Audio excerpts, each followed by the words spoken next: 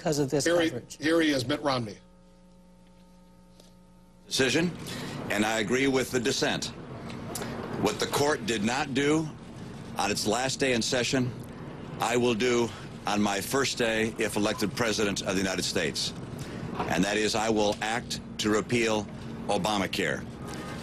Let's make clear that we understand what the court did and did not do. What the court did today was say that Obamacare does not violate the Constitution.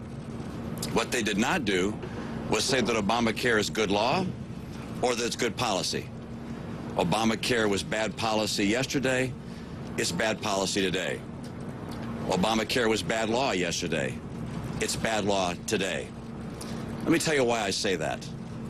Obamacare raises taxes on the American people by approximately $500 billion. Obamacare cuts Medicare by approximately $500 billion. And even with those cuts and tax increases, Obamacare adds trillions to our deficits and to our national debt and pushes those obligations on to coming generations.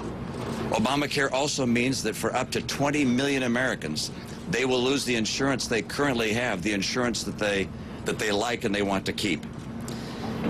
Obamacare is a job killer.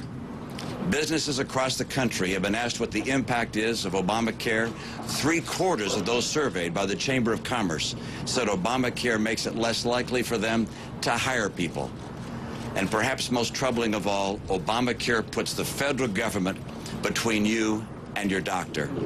For all those reasons, it's important for us to repeal and replace Obamacare. What are some of the things that we'll keep in place and must be in place in a reform, a real reform of our healthcare system? One, we have to make sure that people who want to keep their current insurance will be able to do so. Having 20 million people, up to that number of people, lose the insurance they want is simply unacceptable. Number two, got to make sure that those people who have pre-existing conditions know that they will be able to be insured and they will not lose their insurance. We also have to assure that we do our very best to help each state in their effort to assure that every American has access to affordable health care.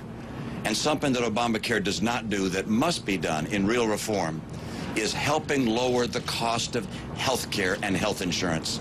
It's becoming prohibitively expensive. And so this is now a time for the American people to make a choice. You can choose whether you want to have a larger and larger government, more and more intrusive in your life, separating you and your doctor, whether you're comfortable with more deficits, higher debt that we pass on to the coming generations, whether you're willing to have the government put in place a plan that potentially causes you to lose the insurance that you like, or whether instead you want to return to a time when the American people will have their own choice in health care, where consumers will be able to make their choices as to what kind of health insurance they want. This is a time of choice for the American people. Our mission is clear.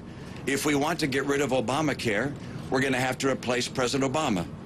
My mission is to make sure we do exactly that we return to the American people the privilege they've always had to live their lives in the way they feel most appropriate, where we don't pass on to coming generations massive deficits and debt, where we don't have a setting where jobs are lost. If we want good jobs and a bright economic future for ourselves and for our kids, we must replace Obamacare. That is my mission. That is our work. And I'm asking the people of America to join me.